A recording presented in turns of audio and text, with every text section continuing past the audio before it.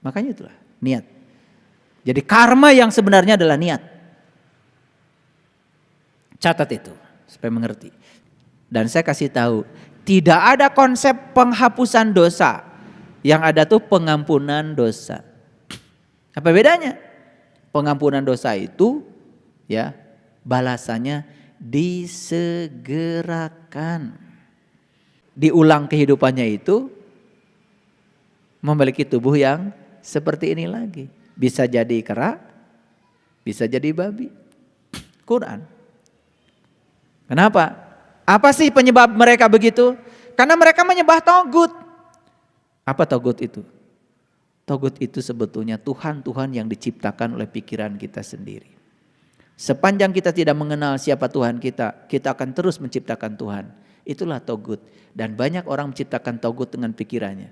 Saya bilang berulang kali, kalau ada buku yang berbicara tentang Tuhan, belum tentu kita bertemu Tuhan lewat buku itu. Dulu saya tidak tertarik bikin panti asuhan, gak tertarik. Kalau kita cuma ngumpulin anak-anak yatim kemudian kita kasih makan, mereka hanya menjadi orang-orang yang bergantung kepada pemberian kita. Dan kita mendidik yang salah. Sekolahkan mereka kalau mau. Makanya dulu saya di sini bikin sekolah gratis. Semua saya sekolahkan. Yang putus sekolah ikut PKBM. Ada paket A, paket B, paket C. Ini 2 tahun ya berhenti karena pandemi. Nanti kita mulai lagi. Ayo. Peluang dari Allah begitu terbuka. Terbuka apa tidak? Terbuka. Apa yang menutup peluang itu? Kemauan kita. Niat kita. Kalau nggak punya niat mungkin masjid ini juga nggak akan jadi. Kalau nggak ada niat. Makanya itulah niat. Jadi karma yang sebenarnya adalah niat. Catat itu supaya mengerti. Balik dulu ke atas. Baik, kita baca ayat ini. Ini Quran surat Ali Imran ya, ayat 161. Pembalasan itu setimpal dan adil. Pembalasan itu setimpal dan adil. Tidak mungkin seorang nabi berkhianat dalam sebuah urusan. Gak mungkin seorang nabi berkhianat dalam sebuah urusan. Nabi itu orang yang dapat ilmu untuk dirinya sendiri. Jadi nabi itu orang yang sudah dapat ilmu, yang sudah dapat berita besar. Barang siapa berkhianat dalam sebuah urusan, maka pada hari kebangkitan, ketika dia dihidupkan kembali, ya, hari kebangkitan itu ketika dia dihidupkan kembali, berarti setelah diulang kehidupannya, ia akan datang membawa apa yang dikhianatkannya itu. Jadi kalau orang sekarang datang ke kehidupan ini membawa yang dikhianatkan oleh dia, ya dia akan dapat balasan dari yang dikhianatkannya itu. Jadi kalau sekarang dikhianati, lihat saya semuanya, kita dikhianati oleh siapapun di kehidupan yang sekarang, tapi terima. Berarti Anda pernah berkhianat pada orang itu di kehidupan yang dulu. Karena ayat ini mengatakan, ia akan datang membawa apa yang dikhianatkannya itu. Kemudian tiap-tiap diri akan diberi pembalasan tentang apa yang dikerjakan dengan setimpal. Tahu setimpal? Ya saya bilang tadi, kalau kita nyubit di kehidupan ini, kita juga akan dicubit di kehidupan ini. Sakit yang ditimbulkannya tidak akan dikurangi. Dan saya kasih tahu, tidak ada konsep penghapusan dosa. Yang ada tuh pengampunan dosa. Apa bedanya? Pengampunan dosa itu ya balasannya disegerakan. Jadi kalau kalian minta ampun sama Allah, ya Allah ampunilah segala kesalahanku. Siap-siap. Dan selama ini konsep kita di otak kita, begitu sudah minta ampun sama Allah, langsung dihapus gitu pakai tip X. Berarti bohong dong, Allah di ayat ini mengatakan pembalasan itu akan setimpal. Yang bisa menghapus semua karma kita cuman kebaikan kita.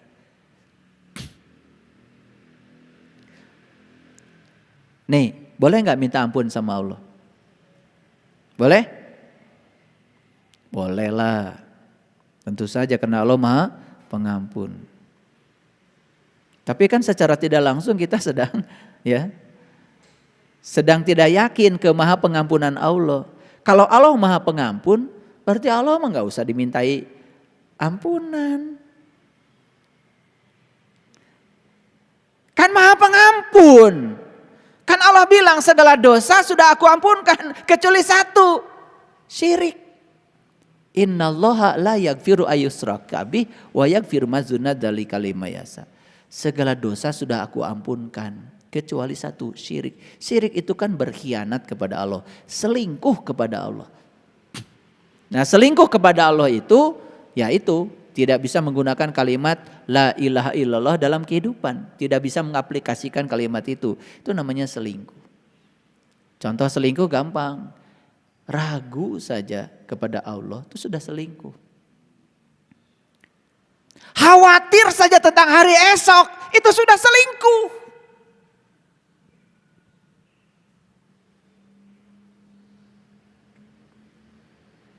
Paham?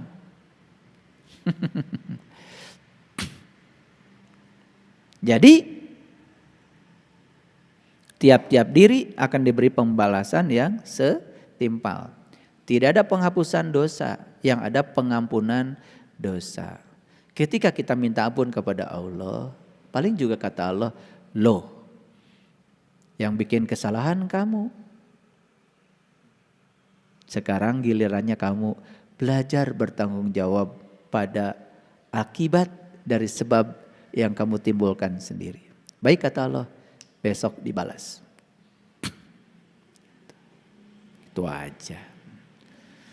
Paham? Ya lebih bagus diselesaikan sekarang kan. Mumpung masih hidup. Jadi kalau dicubit oleh orang sekarang tahu, oh dulu saya pernah nyubit, gak apa-apa. Biar selesai sekarang karena ini pengampunan. Ini konsep pengampunan yang selama ini kabur ya di otak kita. Secara dalil tidak cocok, secara saintifik apalagi gak masuk akal.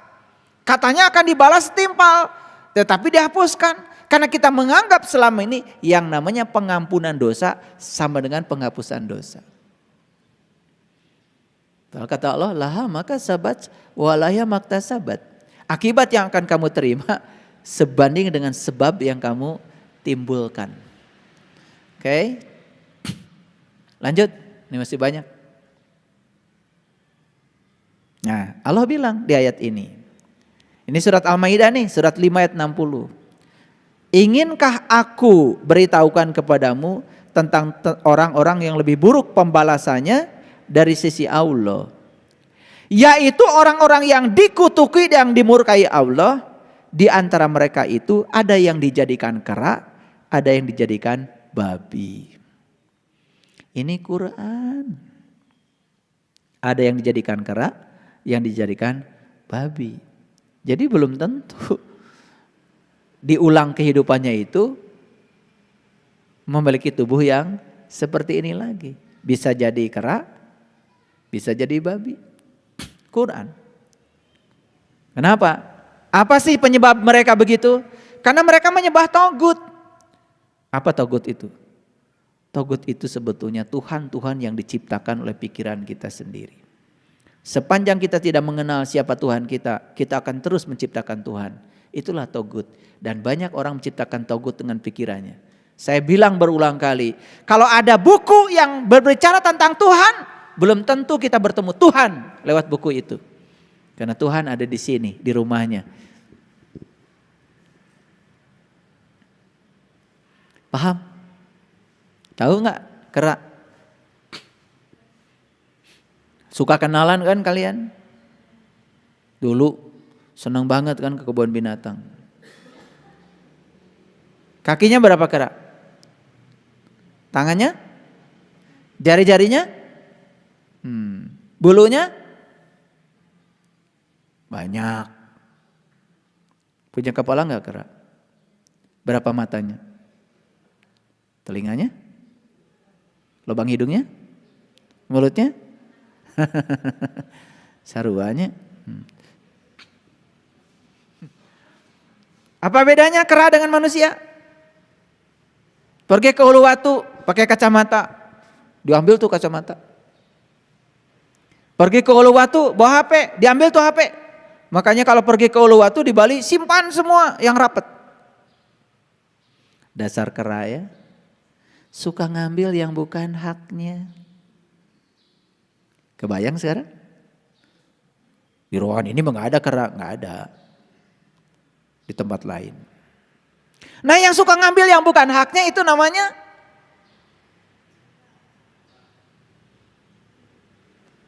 oik, oik, oik, oik. Cing atuh ari ke kebun binatang teh ukur dipoto ukur jeung kera.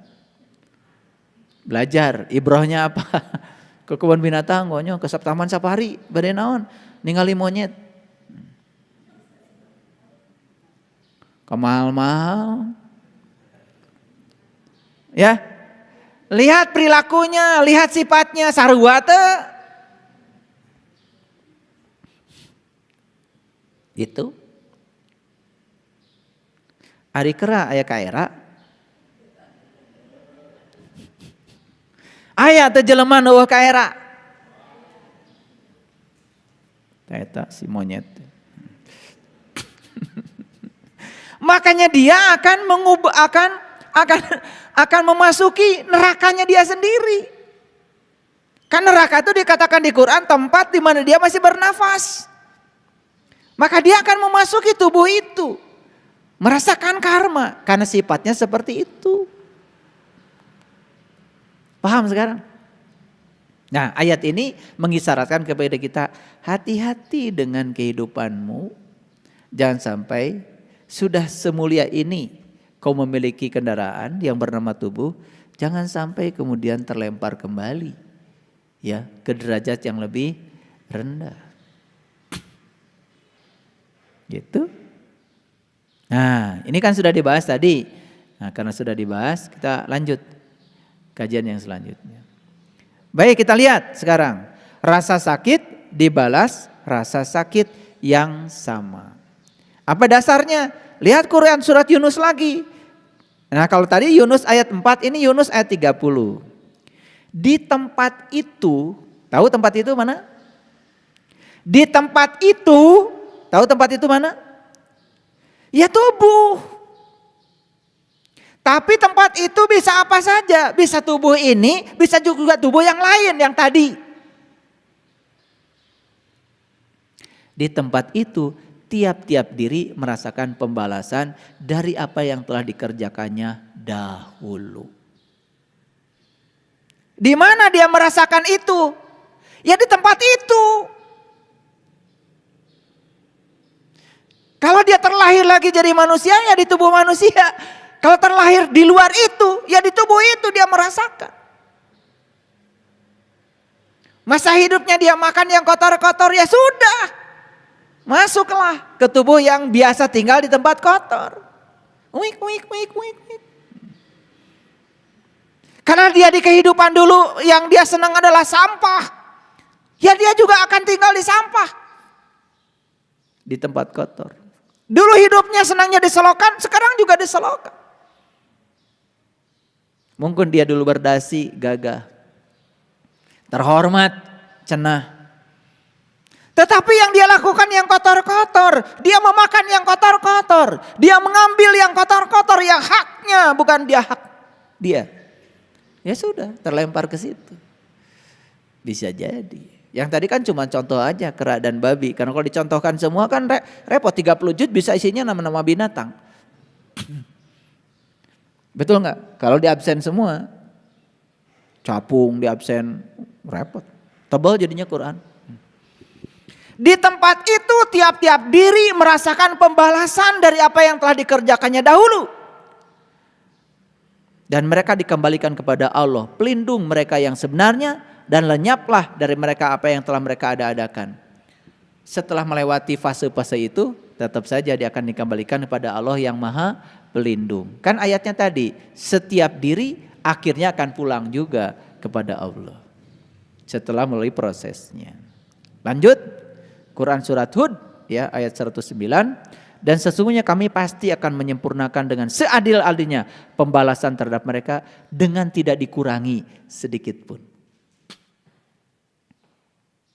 Tidak dikurangi sedikit pun. Tapi kan ada bonus tadi. Bonusnya bukan untuk keburukan. Bonusnya untuk kebaikan. Kebaikan dikalikan 10. Keren banget ya. Jadi oleh karena itu para sahabat, berbuat baik itu tidak usah menunggu bulan puasa. Bulan puasa jadikan momen untuk melatih diri agar berbuat baik. Tetapi berbuat baik harus setiap ruang dan waktu. Karena sepanjang kita diberikan kehidupan berarti baik-baik saja. Ya. Ada yang saya mah kalau mati pengen bulan Ramadan. Pengen hari Jumat. Jadi bulan yang lain Ramadan jelek itu. Terus hari yang selain Jumat jelek itu.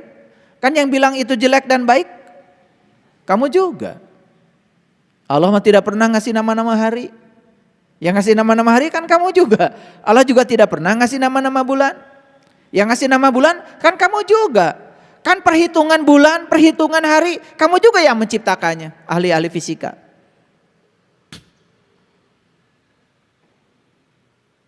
Allah nggak ikut campur urusan itu. Mau ngitung bulan pakai komaria, referensinya matahari. Mau ngitung bulan pakai komaria bulan, ya terserah kamu, suka-suka kamu. Tidak ada yang lebih mulia satu dengan yang lain. Ya, yang mulia itu yang bisa memanfaatkan waktu untuk kemuliaan itu aja. Iraha, ya kapan saja. Sudah mengerti sekarang hari pembalasan? Oh, pulang ke rumah jadi terang benderang sekarang. Oh, ini Yaumiddin itu. Itu sering dibacakan ketika sholat. Alhamdulillahi Rabbil Alamin Ar-Rahmanir Rahim Maliki Yaumiddin. Oh, ini hari pembalasan. Gitu. Nah, jadi raga manusia merupakan wadah dari berbagai kisah perilaku yang diperbuatnya pada zaman dahulu. Itu yang disebut dengan suratan kehidupan. Siapa yang bikin suratan kehidupan? Kita sendiri. Jadi yang menuliskan suratan kehidupan di Lauh Mahfuz itu adalah diri kita sendiri.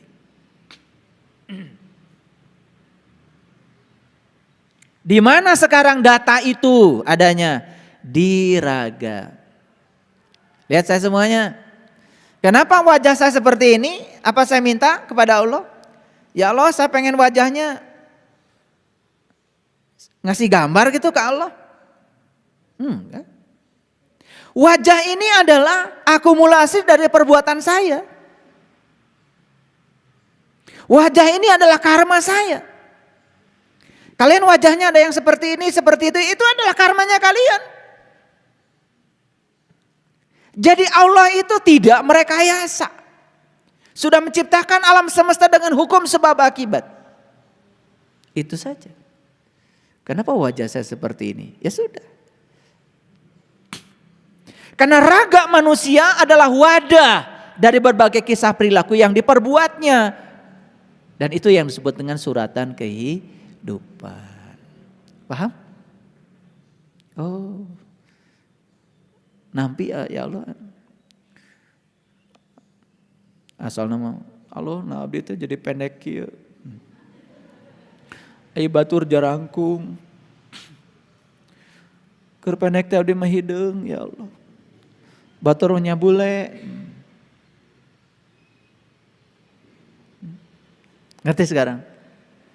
Wajah kita pun, tubuh kita pun adalah cerminan, citra diri dari apa? Suratan takdir kehidupan. Nampi aya nama? Nampi?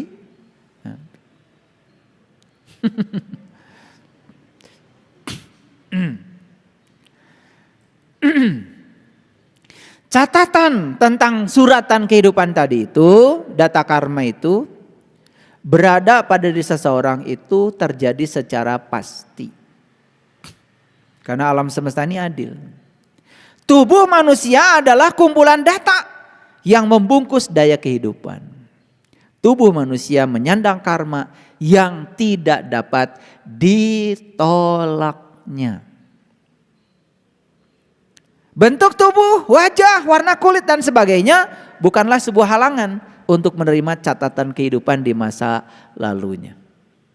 Sugan ieu mah geulis, koneng, mancung.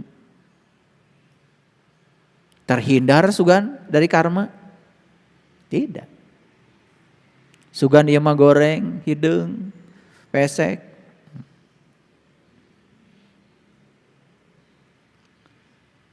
Iya jangan-jangan ia karma wungkul sina, karma buruk. Tidak. Tidak ada halangan. Paham? Jadi semua manusia akan menerima akibat dari yang diperbuatnya. Setelah memahami ini para sahabat mulai tergambar sekarang. Oh jadi kehidupan saya hari ini sebetulnya buah dari saya sendiri. Konsep tentang takdir seakan-akan Allah turut campur pada nasib kita. Dan semena-mena menentukan kehidupan kita. Mulai sekarang kita hapus jauh-jauh. Dari sinilah kita belajar bertanggung jawab. Belajar apa? Belajar bertanggung jawab. Siap? Siap bertanggung jawab? Karena sudah ngerti kan sekarang polanya. Jadi gak ada yang harus saya tolak lagi. Jadi inti dari semua pembelajaran saya hari ini adalah terima, mengalir, tersenyum. Itu saja. Jelas? Itu saja yang bisa saya sampaikan hari ini. Walaupun slide-nya ada 19, tetapi tidak mengurangi kehidmatan.